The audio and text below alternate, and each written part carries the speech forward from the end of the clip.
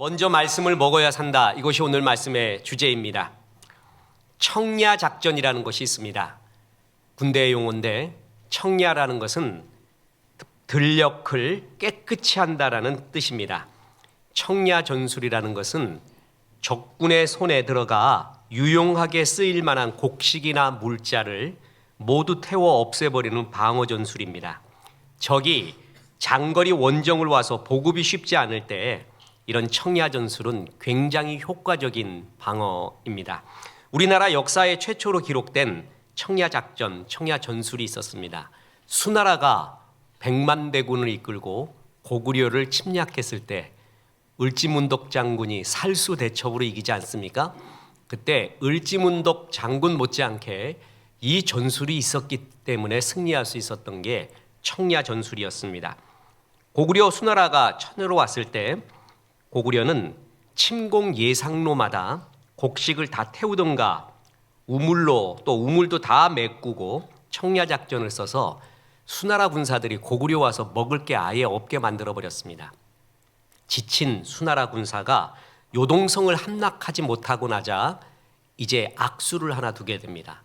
30만 명의 별동대를 구성해서 평양성으로 직접 치러 가게 하는 것인데 거기까지는 좋은데 이들에게 보급로를 확보해 주지 않고요. 자기가 식량을 지고 가게 한 겁니다. 그래서 한 사람이 80kg에 가까운 식량을 지고 30만 명이 그것을 쳐들어 가는 겁니다. 그랬더니 어느 놈이 그걸 갖고 가겠습니까? 그래서 가다가 힘들어서 땅에 파묻어 버립니다. 그렇게 되는 날에는 그게 들키는 날에는 사형에 처한다고 했는데도 상관없습니다. 힘들어 죽겠는데 기병대는 그래도 말에다 싣고 가면 되는데 보병들은 80kg 끌고 어떻게 갑니까? 그래서 땅에 다 묻고 가서 평양성 가까이 가서 벌써 다 지쳐버립니다. 먹을 것이 없어서. 그래서 패퇴하고 돌아가게 됩니다. 그 뒤를 을지문덕 장군이 아주 격렬하게 이렇게 내리쳤던 것이죠. 이렇듯 전쟁에서 굉장히 중요한 게 뭐냐면 보급입니다. 아무리 용맹한 군사, 정신력이 투철한 군사, 훈련이 잘 돼 있는 군사라도 밥을 먹여야 됩니다. 짬밥을 먹어야 됩니다. 그리고 총알이 있어야 싸우죠. 전쟁에서 보급을 못 받으면 죽게 되는 것입니다. 마찬가지로 우리 인간은 영적인 존재입니다. 특히 그리스도인은 더욱 그러하죠. 이 삶은 전쟁입니다. 영적 전쟁이자 삶의 전쟁입니다. 여기서 제일 중요한 것은 보급을 받아야 됩니다. 어느 보급이냐? 말씀의 보급이라는 것이죠. 말씀의 보급이 없이 이 전쟁에서 이기려고 한다면은 처음에는 용을 쓰는지 몰라도 결국은 망하게 됩니다. 그리고 나이 들수록 힘이 없어지게 됩니다. 말씀에 대한 보급, 그게 오늘의 주제입니다. 에스겔서는 이스라엘 민족이 바벨론 포로로 잡혀가 있었던 그 시기에 기록된 것으로 추정이 됩니다. 에스겔의 말의 뜻은 하나님이 강하게 하신다, 훈련시키신다라는 뜻인데 제사장이요 선지자였습니다. 동시대에 예레미야와 다니엘이 있었습니다. 그러니까 하나님이 바벨론 포로기에 좋은 선지자들을 보내줬죠. 다니엘, 예레미야, 에스겔. 예레미야는 받은 말씀이 이스라엘의 죄악으로 말미암아 이스라엘이 심판받는다라는 말씀을 받습니다. 그래서 예레미야는 맨날 울면서 말씀 전합니다. 그래서 예레미야를 가리켜 눈물의 선지자라고 했습니다. 근데 에스겔에는 다른 말씀을 주십니다. 하나님이 회복시켜 주신다. 그래서 너는 그 회복에 대한 말씀을 선포하라. 그래서 에스겔은 신나게 이스라엘의 회복에 대한 말씀을 선포하기에 그를 가리켜 비전의 선지자라고 이렇게 불려집니다. 특히 에스겔서 37장에 마른 뼈들이 하나님의 군사가 되는 환상, 에스겔서 47장에 성전물이 흘러나와 그 물이 닿는 곳마다 모든 생물이 살아나는 그 역사, 그 환상, 에스겔서 37장, 47장은 저는 신구약 성경 통틀어서 최고의 통쾌한 회복, 최고의 시원한 사이다 장면, 그것이 47장에 있습니다. 최고의 희망의 메시지. 저는 이것이 이 나라에, 우리 교회, 여러분의 가정에, 그리고 우리의 자녀들에게, 저에게 이루어지기 원합니다. 그런데 이 말씀, 회복의 말씀이 이루어지기 위하여, 이루어지기 전에 에스겔에게 먼저 말하는 것이 있습니다. 이 말씀을 전하는 너, 이 말씀을 기대하고 있는, 회복을 기대하고 있는 너에게 먼저 말씀을 먹으라라고 말해주고 있습니다. 무엇보다도 하나님의 말씀을 먹는 것이 먼저라는 것입니다. 그래서 오늘 교훈은 두 가지입니다. 말씀 안 먹으면 죽음의 삶이라는 것입니다. 에스겔서 3장 1절, 또 그가 내게 이르시되 인자야 너는 발견한 것을 먹으라. 너는 이 두루마리를 먹고 가서 이스라엘 족속에게 말하라 하시기로. 에스겔을 부를 때 뭐라고 불러요? 인자야 이렇게 부릅니다. 이 인자, 벤 아담이라는 뜻입니다. 벤은 아들, 아담은 자라는 아담. 이게 붉은 흙, 먼지, 티끌이라는 뜻입니다. 그래서 벤 아담은 티끌의 먼지의 아들아. 인자 뜻이 그렇습니다. 에스겔을 가리켜 티끌의 아들아, 약한 자여, 부족한 자여 이렇게 말하고 있습니다. 아무리 선지자라도 훈련을 많이 받은 자라도 하나님은 약한 자라고 부릅니다. 그 약한 자가 설 수 있는 것, 강하게 될 수 있는 것, 그것은 하나님의 말씀을 먹어야 됩니다. 말씀 안 먹으면은 옛 본능 그대로 살아갑니다. 그것이 에베소서 2장 3절에 나오는데, 전에는 우리도 다 그 가운데서 우리의 육체의 욕심을 따라 지내며 육체와 마음이 원하는 것을 하여 다른 이들과 같이 본질상 진노의 자녀이었더니, 육체의 욕심을 따라 육체와 마음이 원하는 것을 따라 살았다. 이런 육신을 좇는, 정욕을 좇는 삶의 특징, 그들은 불안합니다. 쫓기는 삶을 삽니다. 두려워합니다. 시간 지날수록 이게 아닌다라는 것을 알고 있습니다. 늘 두려워해요. 그래서 하나님은 두려워하지 말라라는 것을 성경에 366번 넣었다고 합니다. 참 성경학자도 대단하죠. 그거 다 세어보고 있는 거예요. 366번 넣었대요. 목사님 365일인데요. 그랬더니 윤년까지 계산한 거래요. 그래서 366번이나 우리 인간들에게 제일 필요한 것이 두려워하지 말라. 그럼 말씀대로 살라 이거예요. 육체의 욕심대로 살면 결국 두렵고 쫓기고 허무하고 안개 같은 인생 산다. 그래서 두렵지 않은 삶을 살기 위해서 육신의 삶, 육체의 삶 반대가 말씀의 삶이라는 것입니다. 사람들이 신앙을 가지고 있어도요, 말씀보다는 기적을 원하는 사람이 많이 있습니다. 기적을 대단한 능력으로 생각합니다. 하나님은 필요하면 기적을 주십니다. 근데 기적 중독에 빠지지 마십시오. 기적은 관심과 흥미를 끌어줍니다. 그런데 말씀이 진짜 변화를 일으킨다는 것입니다. 신구약을 통틀어서 공개적인 모든 사람이 본 기적을 제일 많이 체험한 세대가 출애굽 1세대입니다. 모세를 통해서 애굽에 내려졌던 10가지 재앙을 다 봤습니다. 몇몇 특정한 사람한테만 준 게 아니라 모두가 다 봤습니다. 홍해가 갈라지는 것을 봤습니다. 바다가 물 기둥이 서요? 물 벽이 서요? 있을 수 있는 일입니까? 이스라엘 백성이 그것을 지나가니까 애굽 백성이, 애굽 군대들이 쫓아올 때 물이 다시 흘러넘쳐서 수장되는 걸 다 봤습니다. 광야에서 불기둥을 벗고 구름기둥을 봤습니다. 그 기둥들이 인도하는 것을 보았고 생각지도 못한 하늘의 음식인 만나를 먹어봤습니다. 메추라기도 먹었습니다. 반석에서 물이 나오는 것까지 체험을 했습니다. 이 모든 것을 체험한, 그것도 특정한 사람만 체험한 게 아니라 모든 이가 다 본 이 기적을 체험한 게 출애굽 1세대입니다. 그런데 그들을, 이 기적 속에 살아도 그들은 광야에서 다 죽습니다. 기적이 그들을 변화시킨 것이 아니라는 것입니다. 기적이 변화를 일으키지 않습니다. 그 다음에 변화가 많았던 것이 엘리야와 엘리사의 시대입니다. 엘리야가 7번, 엘리사가 곱하기 2해서 14번 기적이 일어났습니다. 그러나 그 시대 사람들은 변화하지 않았습니다. 예수님이 기적을 많이 행한 고향 사람들 변하지 않았습니다. 대신에 기적은 행하지 않고 말씀을 전했던 곳이 있습니다. 사마리아였습니다. 그 사마리아에 말씀이 임하자 사마리아 전체가 부흥이 일어나게 됩니다. 진짜 사람을 변화시키는 것이 무엇인가? 하나님의 말씀이라는 것입니다. 우리는 말씀 대신에 생각으로 살아갑니다. 세상의 말, 세상이 나에게 하는 말, 세상에 끝없이 흘러가는 가치관, 이걸로 살아갑니다. 신앙은 중심을 이동하는 것입니다. 이런 세상의 말, 세상의 가치관, 내 속에 있는 생각, 내가 체험했던 것들, 내가 아팠던 상처, 이 모든 중심, 그것이 내 중심에 있으면 못 삽니다. 그 중심이 이동하는 거예요. 어디로? 하나님의 말씀으로. 말씀으로 이동해 갈 때 성화가 일어나고 그곳에서 자유가 일어나고 은혜가 일어나게 되는 것입니다. 그렇습니다. 오늘 본문은 말합니다. 말씀 안 먹으면 너희는 죽은 인생을 산다라는 것입니다. 그래서 두 번째 교훈이자 결론이 있습니다.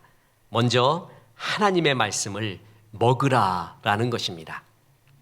하나님은 이사야 선지자에게 주의 일을 하게 할 때 그 입술에 제단 숯불을 대줍니다. 은혜를 받고 나니까 하나님 앞에 서고 나니까 제일 두려웠던 게 입술이었습니다. 우리는 행위로 죄를 범하지는 않지만 입술로 범하는 경우가 되게 많습니다. 입으로 다 풀어버립니다. 입으로 다 욕해버립니다. 그리고 나는 행위로 죄를 범하지 않았으니 너보다 낫다고 말합니다. 그런데 성경의 선언은 뭔지 아십니까? 그 행위와 말을 동일하게 봅니다. 그래서 유다서에 보면은 하나님이 심판할 때 말과 행위를 심판한다고 했습니다. 우리는 아무렇지 않게 여기지만 그 말이 부정한 말, 사람 죽이는 말, 그 모든 말은 하나님 앞에 큰 범죄였습니다. 그래서 이사야가 주의 일 하기 전에 자기를 돌아보니까 도저히 안 되겠습니다. 하나님이 그 입술에 제단 숯불을 댑니다. 그리고 말씀을 먹여주는 거예요. 정화시켜주는 거예요.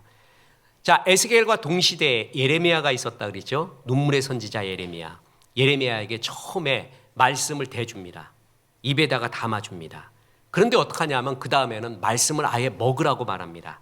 예레미야 15장 16절 만군의 하나님 여호와시여 나는 주의 이름으로 일컬음을 받은 자라 내가 주의 말씀을 얻어 먹었사오니 주의 말씀은 내게 기쁨과 내 마음에 즐거움이오나 주의 말씀을 얻어 뭐라고요? 먹었다고 합니다. 요한계시록을 기록한 사도 요한도 주의 말씀을 먹습니다. 두루마리에 적힌 말씀 보세요. 요한계시록 10장 9절 내가 천사에게 나아가 작은 두루마리를 달라 한즉 천사가 이르되 갖다 먹어버리라. 10절 내가 천사의 손에서 작은 두루마리를 갖다 먹어버리니 말씀을 먹은 거예요. 근데 오늘 에스겔 선지자에게도 동일하게 말합니다.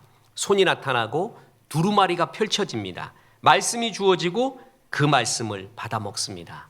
그러면서 네 배에 채우고 창자에 채우라고 합니다. 이스라엘 사람들은 마음이 어디 있냐 하면 창자에 있다고 믿었습니다. 우리는 마음이 어디 있다고 믿죠? 가슴, 여기 심장. 그래서 심장 두근두근 하는 거, 심장 하트 표현이 마음으로 표현하는데 이스라엘은 창자에 있다고 여겼어요. 그래서 호세아서에 보면은 내가 너희를 버릴 걸 생각하니까 내 창자가 뒤틀려서 그럴 수가 없구나 라는 구절이 나옵니다. 창자의 마음이죠. 그러니까 그 말씀을 어떻게 하라고요? 먹고 배, 네 마음에 창자에 채우라.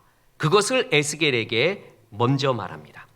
에스겔서 3장 3절 내게 이르시되 인자야 내가 내게 주는 이 두루마리를 내 배에 넣으며 내 창자에 채우라 하시기에 내가 먹으니 그것이 내 입에서 달기가 꿀 같더라.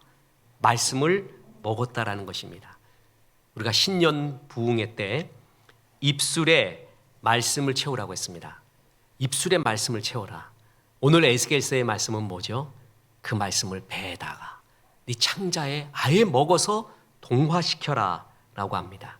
뭘 하기 전에 어떤 일도 하기 전에 또한 심지어는 교회에서 전도 선교 구제 헌신하기 전에 네가 어떤 사업을 하기 전에 계획을 하기 전에 먼저 말씀을 먹어라. 거기부터 시작하라는 거예요. 말씀이 들어가면 일어서기 시작합니다. 여러분 오늘도 넌센스 퀴즈가 아니라 확실한 퀴즈 하나를 드리겠습니다. 빈 포대가 있습니다. 포대. 그 포대가 빈 포대 쓰러져 있잖아요.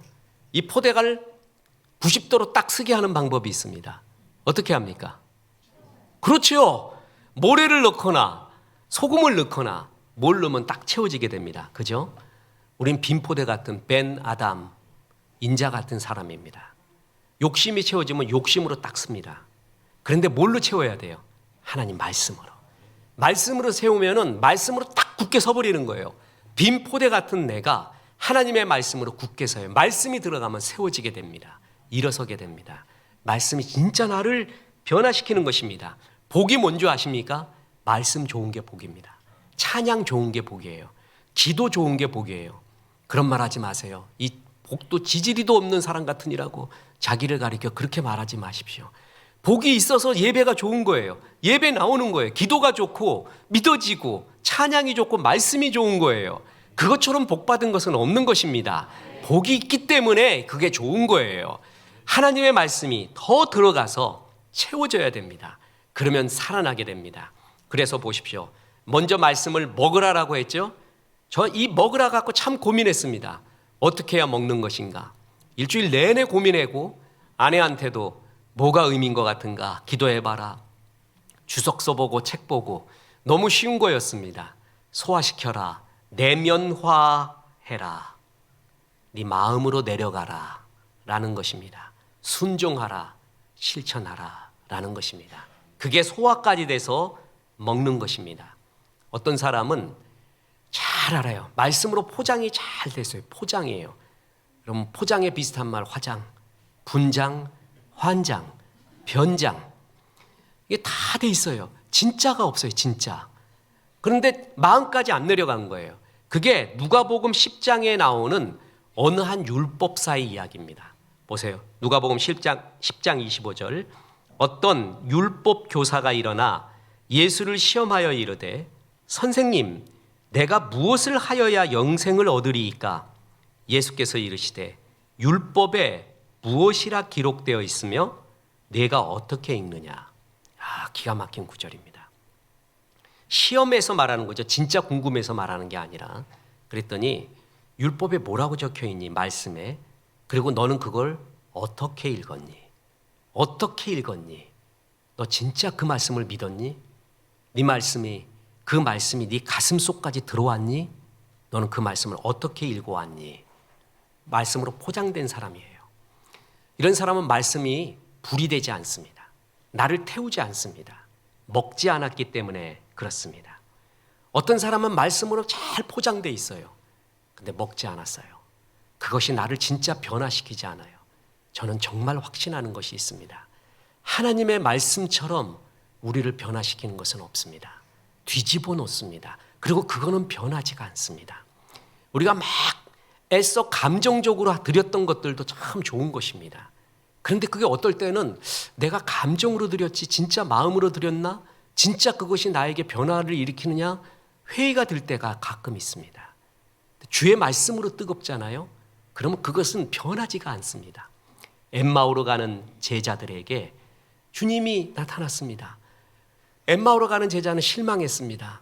예수 메시아에 대한 희망도 없었다. 그러고 가고 있는데 예수님이 그들에게 끝없이 동행을 합니다. 그리고 말씀을 전해줍니다. 예수님이 없어졌습니다. 그 두 제자가 말합니다. 우리에게 성경을 풀어주실 때 가슴이 뜨겁지 아니하더냐. 그게 최고의 뜨거움입니다. 변하지 않는 뜨거움입니다. 저는 구원받을 때 요한복음 3장 16절로 구원받았습니다. 하나님이 나를 이처럼 사랑했다고 합니다. 지금도 나의 주제는 이처럼 사랑한 것에 100분의 1만 더 알았으면 좋겠습니다. 그 말씀이 변하지 않고 나를 지탱하고 있습니다. 내 인생에 잘 박힌 못입니다. 전도서 3장 11절에 보면은 사람은 영원을 사모하게 만들었다고 했습니다. 잊혀지지 않습니다. 사람은 영혼 이것이 채워지지 않으면 만족되지 않으면 결코 만족할 수 없는 존재구나. 그걸 통해서 깊이 깨달음이 있었습니다. 시편 16편 5절 6절에 보면은 주께서 내게 줄로 지으신 주신 구역은 아름다운 곳에 있으며라는 구절이 나옵니다. 그래, 사람마다 줄로 지어준 구역이 있구나. 다 하는 게 아니구나. 하나님은 나한테 어떤 줄을 지어줬을까? 나한테는 이거 하라고 하는구나. 저 사람은 저거 하는구나. 그걸 알았을 때 그 말씀을 알지니 진리가 너희를 뭐라고요? 자유예요. 그래, 나한텐 저거 없다. 나는 하나님이 짜장면을 지었어요. 짜장면으로. 그래서 국물이 없는 거예요. 나는 왜 국물이 없다고요? 뭐기 때문에? 짜장면이기 때문에 그래요. 짜장면. 이 짜장면에다가 국물이 부럽다고 짬뽕 국물을 부어봐요. 그럼 뭐가 된다고요? 개밥이라고 그래요. 개밥. 하나님이 멋진 짜장면 인생으로 날 줬는데 내 스스로가 개밥 만들어 버리는 거예요. 저도 이 고민 많았습니다. 나한테는 왜 저게 없을까? 왜 안 될까? 어느 목사님도 그랬고 나도 그랬고 분명히 얘기했잖아요. 나는 팔씨름을 진 적이 없다. 중학교 이후로. 이유 해보질 않아서. 왜냐? 이건 내 영역이 아니에요. 이거 했다간 팔이 부러져요. 도저히 안 될 것 같아요. 그래서 내가 격투기 선수로 못 나가는 거예요. 그래서 목사 된 거예요. 하나님의 은혜로. 그건 내 영역이 아니에요. 내게 줄로 지어준 구역이 있구나. 하나님이 나보고 이거 하라고 했구나. 그게 어디서 어떻게 알았어요? 하나님의 말씀으로. 그 말씀을 진짜 제가 지금 말한, 예를 들어서 요한복음 3장 16절, 전도서 3장 11절, 시편 16편 4, 5절, 이 구절은 아는 말씀이 아니라 내 창자, 하트, 내 모든 삶 속에 들어온 말씀이에요. 잘 박힌 못이에요. 그게 먹으라라는 의미예요. 진짜 이걸 먹고 나면은 변함이 없어요. 너무 좋아요. 이것이 나를 자유케 한다라는 것이죠. 그게 먹으라라는 의미입니다. 진짜 그 말씀이 너의 생명의 말씀, 네 인생의 길을 좌우하는 잘 박힌 못이 되라. 먹어라. 그리고 먹으라, 말씀을 먹으라는 의미는 단단한 음식도 다 먹으라라는 의미입니다. 고린도전서 3장에 보면은요, 육에 속한 사람, 육신에 속한 사람, 영에 속한 사람이라고 나옵니다. 육에 속한 사람은 성령 받지 않은 사람이에요. 세상 가치관으로 살아가는 사람이고, 육신에 속한 자는 성령은 받았으나 그 영적인 상태가 어린아이와 같은 사람이에요. 영에 속한 사람은 최고로 성령 충만한 사람을 의미하죠. 그 중에 육신에 속한 자는 끝없이 말씀을 먹는데 우유 같은 말씀만, 젖 같은 말씀만 먹는데요. 보세요. 고린도전서 3장 11절, 형제들아 내가 신령한 자들을 대함과 같이 너희에게 말할 수 없어서 육신에 속한 자 곧 그리스도 안에서 어린아이들을 대함과 같이 하노라. 내가 너희를 젖으로 먹이고 밥으로 아니하였노니 이는 너희가 감당하지 못하였음이거니와 지금도 못하리라. 어떤 사람은 단단한 음식을 못 먹여요. 소화가 안 돼요. 히브리서 5장 12절에도 보면 때가 오래되었으므로 너희가 마땅히 선생이 되었을 터인데 너희가 다시 하나님 말씀의 초보에 대하여 누구에게서 가르침을 받아야 할 처지이니 단단한 음식은 못 먹고 젖이나 먹어야 할 자가 되었도다. 이 우유를, 젖을 못 끊는 거를 뭐라 그랬다고요? 우유부단이라고 그랬어요. 우유부단. 우유를 평생 못 끊어요. 이제 얘가 컸으면은 밥을 먹어야 돼요. 고기도 먹어야 힘을 쓰잖아요. 근데 어떤 영적인 사람은요, 그런 성숙이 없어요. 단단한 음식을 못 먹어요. 단단한 음식이 뭐냐 하면은 나를 책망하고 바로 잡아주는 말씀.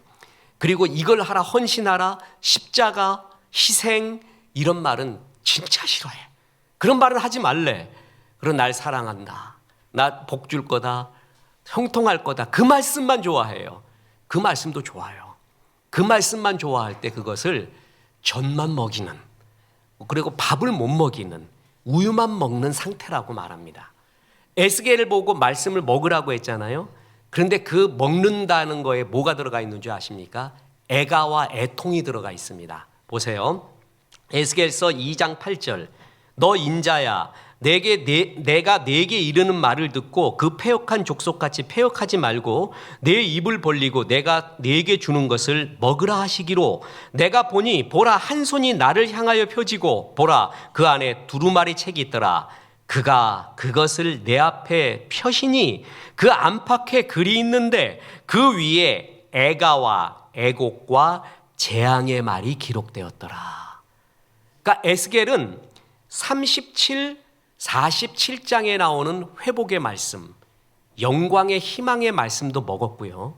지금과 같이 애곡과 재앙의 말, 애가, 슬픔의 말도 다 먹은 것입니다. 다 먹어야 돼요.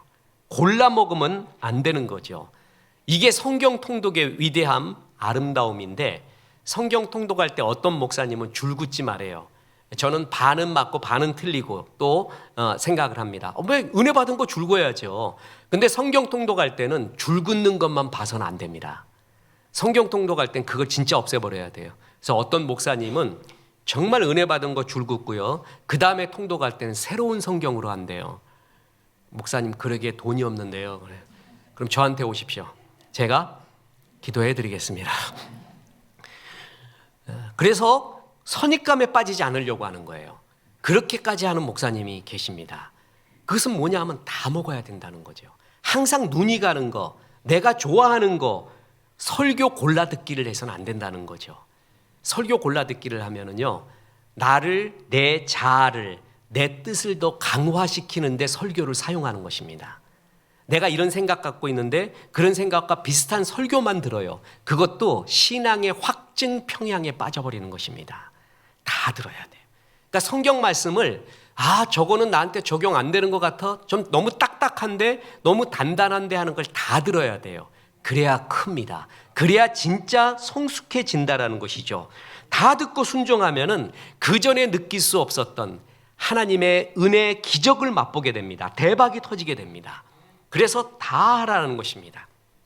저는 얼마 전에 중학생 현역 선수하고 탁구를 했습니다.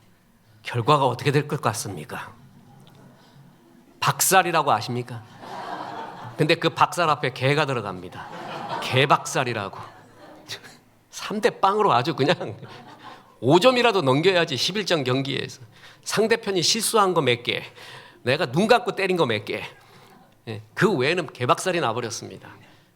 겸손하자. 뭐가 다른가 저 친구하고 생각해 봤습니다. 모든 면에서 달라요. 하나가 다른 게 아니라 탁구는 모든 면, 서브, 리시브, 뭐 스매싱, 포핸드, 백핸드, 뭐 플릭, 또 뭐 커트 다 달라. 그런데 또 결정적으로 다른 게 뭐냐면 스텝. 중학생에는 스텝이 있어요. 날라다녀요. 그냥 아주 막 물찬 제비처럼 난 서서 스텝 하다가 무릎 다 나가, 허리 다 나가고. 내 건강하자고 하는데 선수 되려고 하는 게 아닌데 그럼 들어놓으면 어떡할 거예요? 점수 1트라도 서버려요. 근데 걔는 막 날라다녀요. 포핸드 칠 것도 없는데도 일로 와갖고 딱 치고, 이거 차이구나. 이기려고 하지 말자. 이기려고 했다간 내가 부상당한다. 난 롱런하자 그랬어요. 그런데 그 경기에도 경이로웠는데 그 다음이 문제예요. 이놈이 밥을 먹는데 거기서 탁구장 그 안에서 편의점에서 시켜오고 뭐하고 하는 거 먹는데 계란부터 해갖고 컵라면부터 먹는 게 아니야. 이것은 흡입이야, 흡입. 진공청소기라고 하세요. 이게 씻고 먹는 게 아니라 흡입을 해, 흡입. 다 먹어, 다. 근데 그때 하나 깨달은 게 있습니다. 이놈이 우유만 먹었다면 나를 이길까요?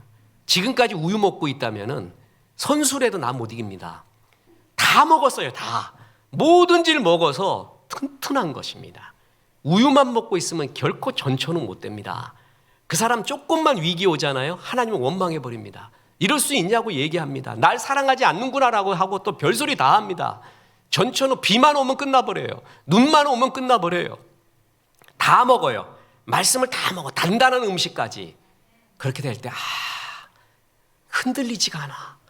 그 나의 인생이라는 포대가 하나님의 여러 말씀으로 다 채워져 있을 때 애지간한 걸로 흔들리지도 않습니다. 그냥 넘어지지도 않습니다. 정말 멋진 사람이 있죠. 저 사람한테는, 어떤 사람한테는 무슨 말을 해도 괜찮아요. 오해가 없어요. 그래서 편히 할 수 있어요. 어떤 사람은 말하기가 두려워 죽겠어. 그냥 조금만 말해도 오해해버려요. 조금만 해도 막 화를 내버려요. 예전에 그랬다 그랬죠. 어떤 사람이 짝퉁 그 반지인가 목걸이인가를 끼고 왔대요. 그러니까 야, 너 이거 어느 짝퉁 아니야? 야구 얘기했더니 야, 너 들켰네. 야, 이게 짝퉁인데 넌 진짜 잘하네. 다른 사람 다 속는데 야, 그래도 진짜 같지 않니? 이래요. 자존감이 있는 사람은. 근데 열등감 너무 많은 사람은 뭐라 그러는 줄 아세요? 너 그 짝퉁이지? 그러면 그려. 어쨌다는 거예요. 내가 짝퉁, 너는 진짜 갖고 다니냐? 어떻게 한번 해보겠다는 거야? 이래가면서요. 그럼 말도 안 되는 이야기를 해요. 열등감 너무 많잖아요. 사람이 하나님 말씀이 없고 부정적인 생각이 있으면 무슨 말하기도 어려워요. 근데 주의 말씀으로 채워져 있는 사람 보세요. 여유 있습니다. 수야합니다. 자유롭습니다. 하나님 말씀 다 먹어야 돼요. 그래서 이 말씀 다 먹고 전천후 단단한 사람이 돼야 돼요. 우유만 먹고는 절대 못 이깁니다. 우유만 계속 먹고 자라면은 나약한 존재 됩니다. 더 큰 일을 못 합니다. 힘이 없고 지구력이 없어요. 끝까지 못 갑니다. 그리고 흔들립니다. 하나님 말씀을 먹어라. 심판의 말씀, 재앙의 말씀까지 다 에스겔은 먹었습니다. 그러는데도 나중에 달다고 말합니다. 보세요. 에스겔서 3장 3절. 내게 이르시되 인자야 내가 내게 주는 이 두루마리를 내 배에 넣으며 내 창자에 채우라 하시기에 내가 먹으니 그것이 내 입에서 달기가 꿀 같더라. 단단한 게 싫은 줄 알았더니 이게 꿀이에요. 나중에 소화되고 나면은 나에게 힘이 됩니다. 최고의 역사가 됩니다.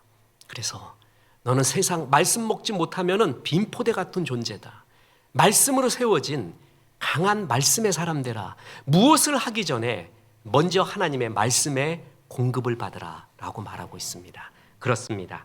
말씀 보급받지 못하면 인생 전쟁에서 지게 됩니다. 임진왜란이 이렇게 일어나고 3년째인 1594년 유성룡 아시죠? 영의정 유성룡이 나라의 국왕과 사람들에게 제안을 합니다. 청야 전술을 써라. 견벽 전술, 견벽 청야. 들판에 있는 왜군의 보급로에 있는 모든 곡식을 다 태우십시오. 다른 데로 옮겨오고 우리는 성에 들어가 굳게 지킵니다. 그럼 얘들 굶어 죽습니다. 하는 이른바 청야 전술을 제안을 합니다. 1592년에 왜군이 부산포로 들어오죠. 그래서 한양 도성까지 함락하는데 20일밖에 걸리지 않았습니다. 그냥 뛰어와도 전쟁 않고 뛰어와도 20일이면 옵니다. 선조는 벌써 몽진을 북쪽으로 도망쳤죠. 민심은 한없이 흉흉해서 왕자인 임해군까지 잡아서 왜군한테 바칩니다. 그리고 도성, 성전, 궁궐을 불태우기까지 합니다. 그러면 왜군은 쉽게 이길 수 있는 거예요. 완벽하게 조선을 장악할 수 있는 거거든요. 근데 장악을 못합니다. 굉장히 오래 끕니다. 그 이유가 뭐냐면 결정적인 이유가 보급품 때문에 그렇습니다.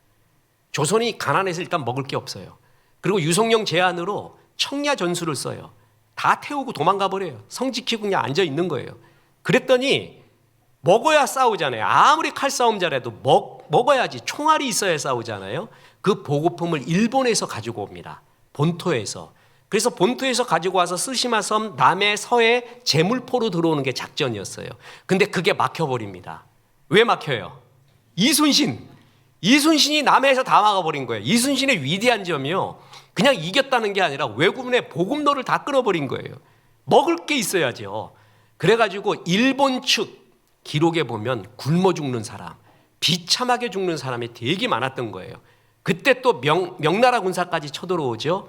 그래서 일본이 후퇴할 수밖에 없었던 겁니다. 먹지 못하면 죽습니다. 나폴레옹이 러시아를 쳐들어갑니다.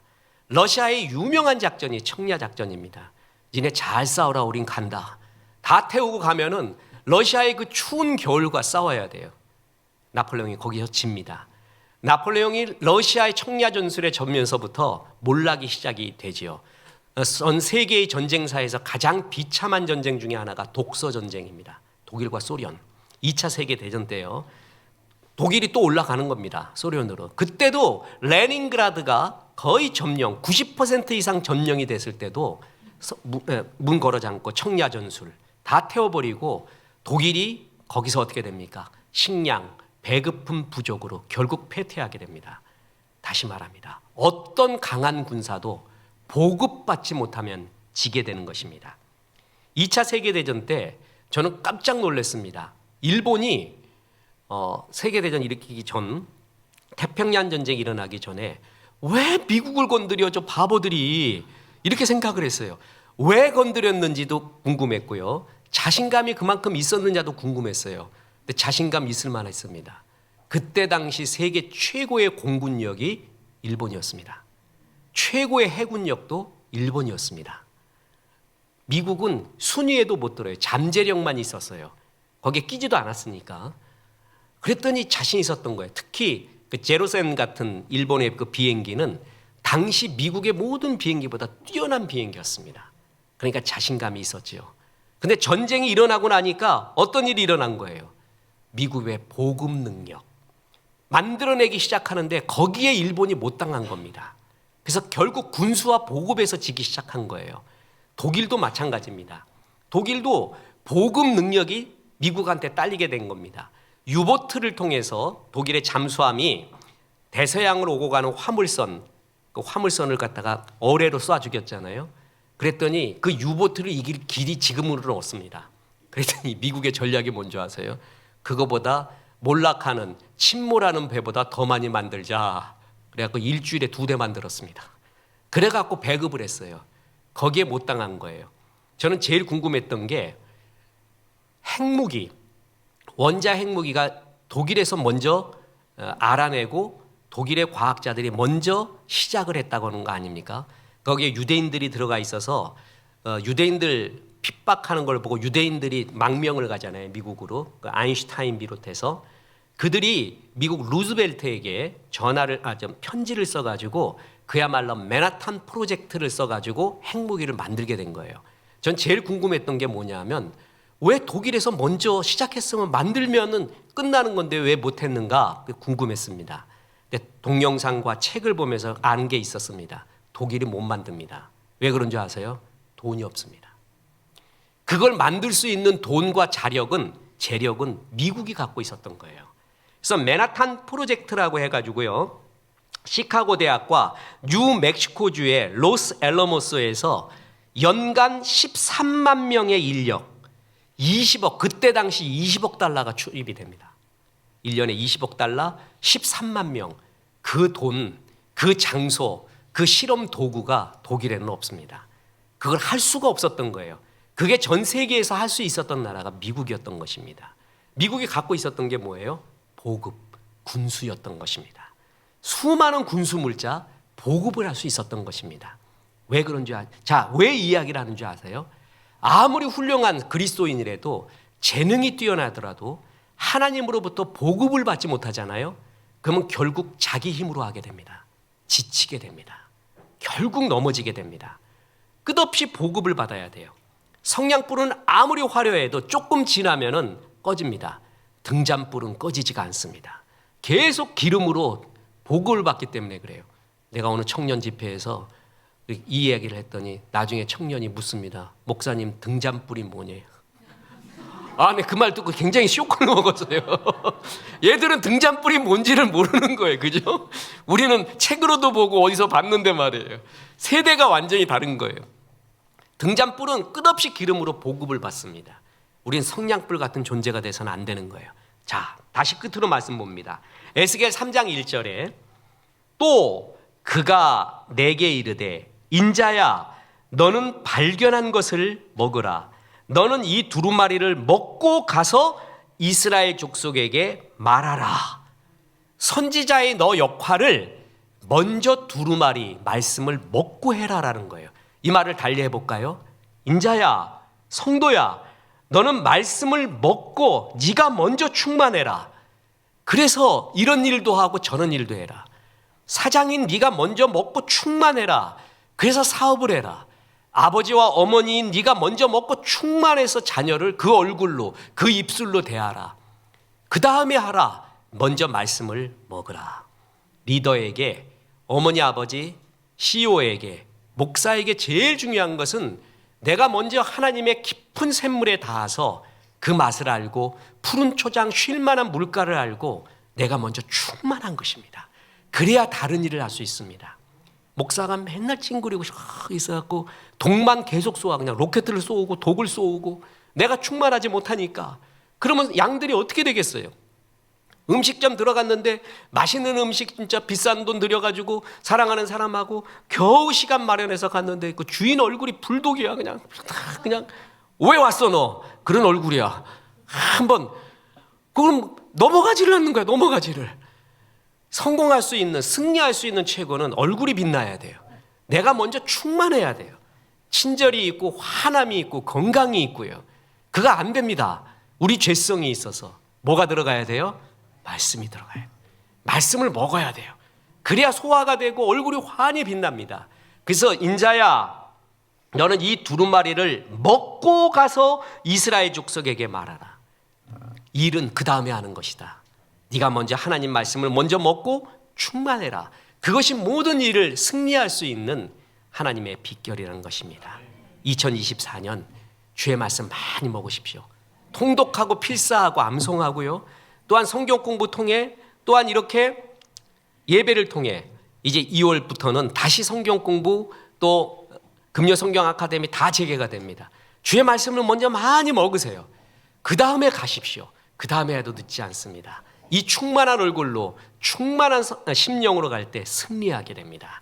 이런 승리하는 종 되시기를 주 예수의 이름으로 축원합니다. 우리 하나님 말씀하여 주시옵소서라는 마음으로, 어린아이 같은 마음으로 주일학교 찬송을 한번 해보겠습니다. 예수님이 말씀하시니.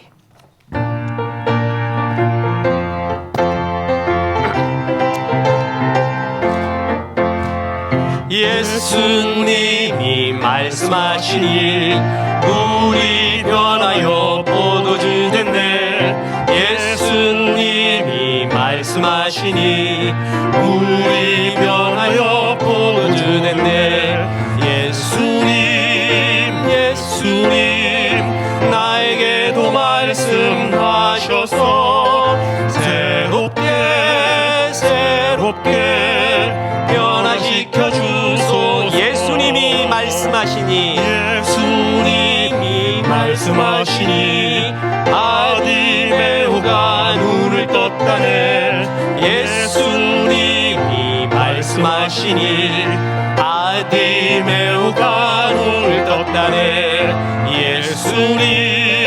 예수님 나에게도 말씀하셔서 새롭게